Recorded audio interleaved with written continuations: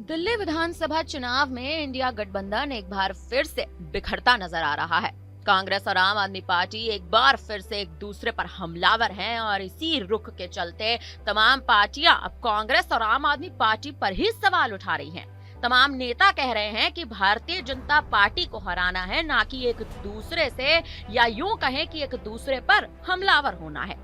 शीश महल समेत तमाम मुद्दे उठाकर कांग्रेस और पूर्व मुख्यमंत्री अरविंद केजरीवाल को घेरा जा रहा है, जबकि आम आदमी पार्टी का दावा है कि दिल्ली में कांग्रेस और बीजेपी एक साथ मिलकर पर्दे के पीछे से उन्हें हराने में लगी हुई है। लोकसभा चुनाव के समय आम आदमी पार्टी और कांग्रेस ने मिलकर चुनाव लड़ा था और दोनों ही विपक्षी इंडिया गठबंधन का अब भी हिस्सा है, लेकिन उसी समय पार्टियों ने साफ कर दिया था कि वह गठबंधन राष्ट्रीय स्तर के लिए है, न कि विधानसभा चुनावों के लिए।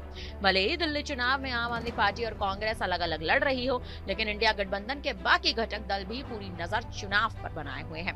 समाजवादी पार्टी, तृणमूल कांग्रेस जैसे इंडिया गठबंधन के दलों ने दिल्ली चुनाव में कांग्रेस ही नहीं बल्कि आम आदमी पार्टी को अपना समर्थन देने का बड़ा ऐलान कर दिया है, जिससे सवाल अब उठने लगे हैं कि आखिर अरविंद केजरीवाल को समर्थन देने से तमाम पार्टियां और खास तौर पे इंडिया गठबंधन के ही घटक दल क्यों रणनीति कर रहे हैं।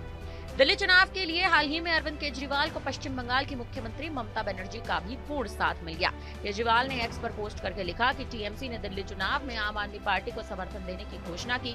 मैं व्यक्तिगत रूप से ममता दीदी का आभारी हूँ। धन्यवाद दीदी, आपने हमेशा हमारी अच्छे बुरे समय में हमारा साथ दिया और आशीर्वाद भी दिया। इसके अलावा हाल ही में अखिलेश यादव ने भी अरविंद केजरीवाल को अपना पूर्ण समर्थन दिया था, जिसके बाद सीएम ने कहा था कि बहुत बहुत धन्यवाद अखिलेश जी, आप हमेशा हमारा समर्थन करते हैं और हमारे साथ खड़े रहते हैं। मैं और दिल्ली के लोग इसके लिए आपके आभारी हैं। पिछले महीने दिल्ली में अखिलेश यादव अरविंद केजरीवाल के साथ महिलाओं के समर्थन में आयोजित एक कार्यक्रम में भी शामिल हुए थे।